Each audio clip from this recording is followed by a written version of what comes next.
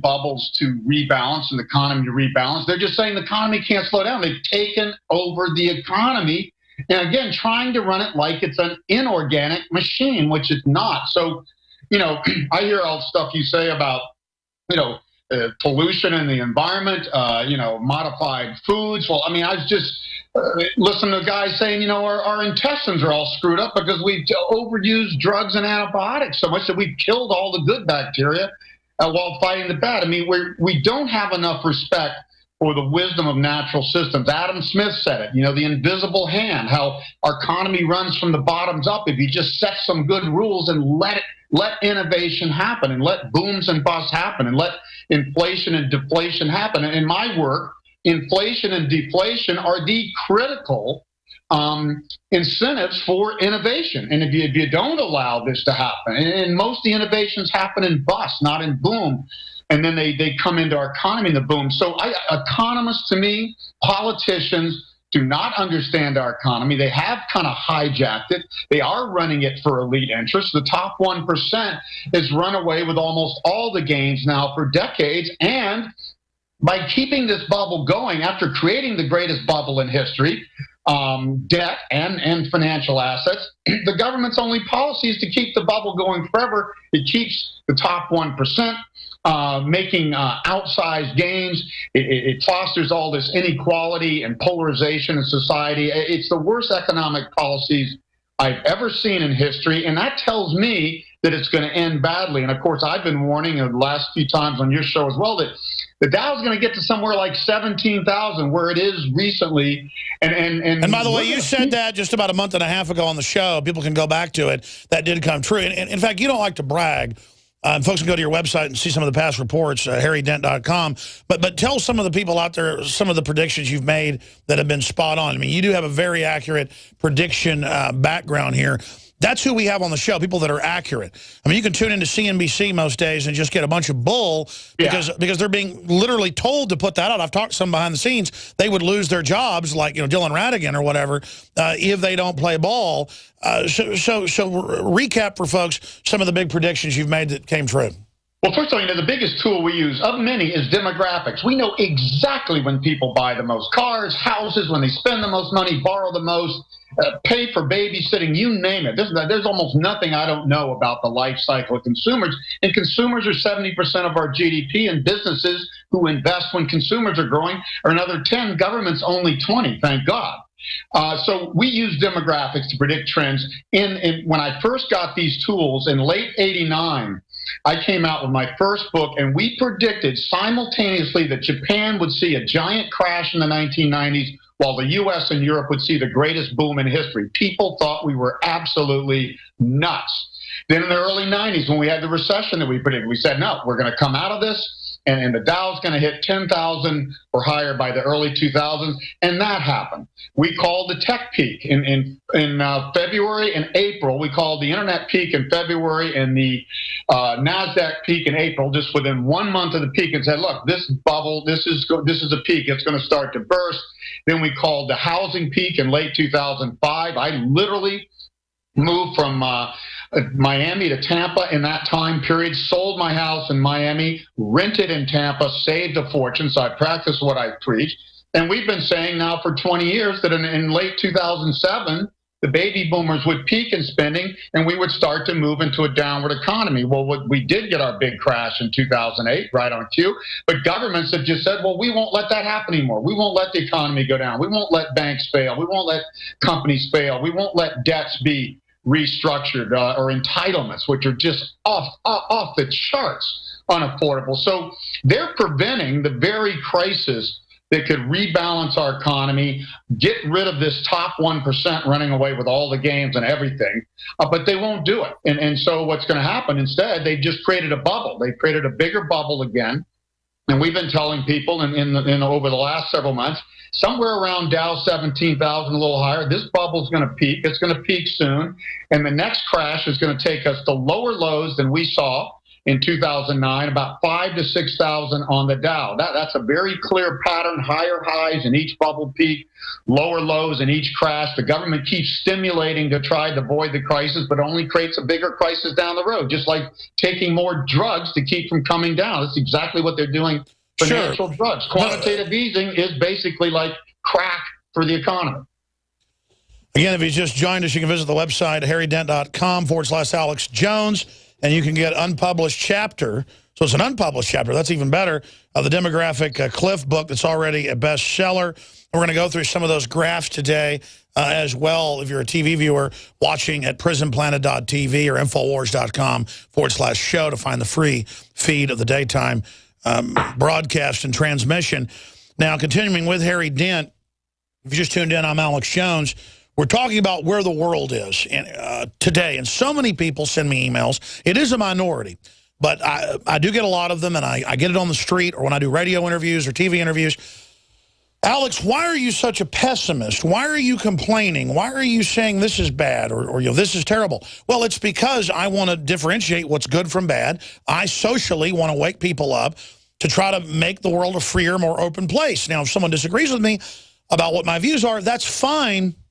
But it's my free speech.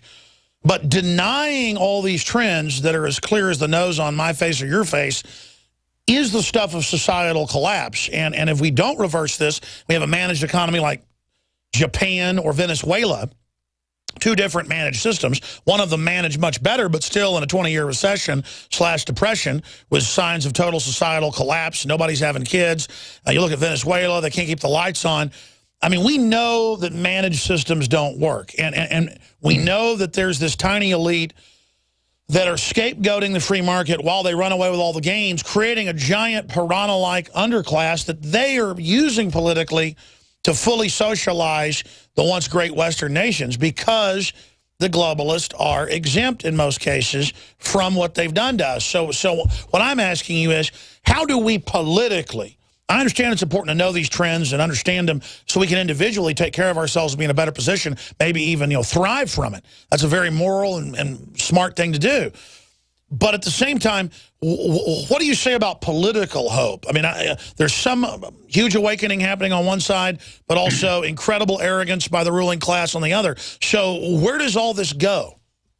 Well, Ali, the only hope I have, and this is exactly what I see happen, a crisis is what gets people clear. I am, just like you, I am crystal clear on debt trends. They're off the charts, the greatest debt bubble in history, and that never ends well. Entitlements are even worse than that. We never even had entitlements in the Great Depression when that debt bubble and financial bubble burst. We got financial assets overvalued again, more than ever, about to burst, and we're going to see a crisis because a lot of wealth is going to disappear when these bubble bursts, and a lot of banks are going to have to fail when people realize the government can't just artificially create growth forever when the demographic trends and the debt trends are down. So I'm clear on this, but I'm also clear, unlike economists, they're saying that China is the new model, state-driven capitalism. And I'm like, you have to be kidding me. China makes Japan or any other managed system look like nothing. China has overexpanded, overmanaged their economy from top to bottom, and talk about crony capitalism.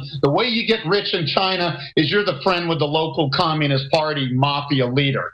And that's what it is. It's a big mafia. China has 27% of their condos and homes vacant, overbuilt, giant malls vacant, overbuilt, roads to nowhere, bridges to nowhere, railway stations that nobody's using. They have overmanaged, overbuilt. Well, let me just stop you for a minute. Country in history. That's what this unpublished chapter I'm giving away for free about. It didn't make it in time because I was rushing to get the book out. I got it into the Korean and Chinese and Asian books, but I didn't get it in the U.S. book. So this is the most important chapter. It looks at China thoroughly and shows exactly what's going on, why state-managed capitalism is going to create the biggest disaster in the world. It's going to be the failure of China's managed system that I think is going to most wake up politicians and economists and teach them that the free market system works better as long as you just have some simple rules. And then that's what they've abandoned because they want more. They want to manage the economy. Sure. Well, they're going to use... have a recession. Well, I mean, in the brains of the socialist bean counters, the collapsing things gives them more power so that they think they're going to survive it. But if we politically expose them, this could really be the end of them. I agree with you. The crisis they've been helping create and exacerbate is their downfall if we simply tell the truth with the narrative against their narrative. Our narrative, the truth, will defeat their narrative, the lie. But looking at China, you hit the nail on the head right there. Nobody brings this up. When I look at Europe and the U.S.'s elites, what upsets me about the real controlling socialist elite is that, A, they're exempt from what they're doing to the rest of us, but B, they're so anti-freedom, anti-market, anti-male, anti-independence that they don't even want a lifeblood in their own system that they've got control of. But then they embrace, in the Economist magazine every month, I guess you're talking about that, I see it everywhere, China that has suicide nets, mobile execution vans, forced abortions in their factories, just stuff off the chart evil, rivers getting set on fire, they're so toxic, and then this is the model. A bunch of Chinese generals that are tax exempt making millions of dollars with their corrupt little royalty mafia families. I know I'm ranting here, Harry, but I mean, the fact that our elite loves the Chinese model, the Chinese communist state-run model, shows you how much trouble we're in. Yeah, you know, these people who love this model ought to go over there and choke on the smog. And like you say, they're the most polluted environment. They're creating the most pollution in the world. They're creating the most. They're adding the most to this global bubble that is just going to burst. And again, that's why we'll talk later about deflation. When you get bubbles burst, when wealth disappears, when debts fail and get restructured, money disappears. Money just disappears, and you get fewer dollars chasing the same goods. You get deflation, not inflation. And all this overcapacity and overbuilding. I mean, China's pretty much overbuilt their economy for the next 12 years in advance of urbanization. They've urbanized twice as fast as any country in history, which is dangerous. I mean, they're uprooting all their traditions. They're basically destroying their economy. And like you say, our economists say, oh, wow, this is such a great model because they grow 8% a year and rarely have recessions. That's an economist's dream. But if you look at it and you get this chapter, believe me, the reason I'm putting all this stuff out like you is I'm going to be there to say I told you so, because people do need to learn. We are going to get this crisis. You cannot keep a bubble going forever. You cannot manipulate an economy forever. You can't take more and more financial drugs and not have consequences. So this crisis is going to hit, but people need to understand why it happened and what the cause of it was, so we don't repeat this mistakes and so these people do lose credibility. That's right, Harry. We got to go to break. The Fed is screwing our economy. Harry Dent's our guest. I'm Alex Jones. Dave Bratton, Virginia, just won the primary, as folks know. He's an economist. Sounds just like Mr. Dent. This is a popular idea, folks. We're going to break it all down on the other side and look at where the economy's going. Stay with us. We're on the march. The empire's on the run. Alex Jones and the GCN Radio Network. A chemical spill contaminating the water supply in 9 West Virginia counties. This year alone, over 300,000 people in West Virginia had their drinking water contaminated. What are the health effects of having these drugs in our drinking water? It's forced medical treatment without the consent of residents. My friends, water filtration is one of the most basic actions you can take to protect you and your family from the harmful toxins and heavy metals in your tap water. On average, the county says it sprays with the glyphosate at least once a week. Few filters cut out the glyphosate that is found in water supplies worldwide. Remove pesticides, herbicides, chloramines, hydrofluorosilicic acid, sodium hexafluorosilicate. Fluoride, it is in tea, it's in coffee, it's in water, it's in bread, it's in toothpaste. It is our responsibility to protect our families. The establishment's not going to do it. It's time to take action. It's time to filter our water. Visit InfoWarsStore.com and use promo code WATER to get 10% off their entire family of incredible products. Or call toll-free 888-253-3139. I began to get into iodine a few years ago because it was helping me and my family so much get healthy and detoxify. Most people know that iodine deficiency has been a crisis around the world. Iodine is key to so many of the body's functions, especially the thyroid. I discovered a product being developed by Dr. Group You now know it as Survival Shield, true nascent iodine that your body can really absorb. Then, about a year ago, he said, listen, if you think this is powerful, I'm going to come out with rare earth, deep earth crystals. And the results that I personally have had have been life-changing. Nobody else has got iodine based on these pure crystals, ladies and gentlemen. This is innovating, and the best part is it helps fund Infowars.com, the radio show, the TV show, the whole media operation promoting true libertarian ideas. For a limited time, experience the ancient power of Survival Shield X2. Take advantage of this unprecedented 30% off super detox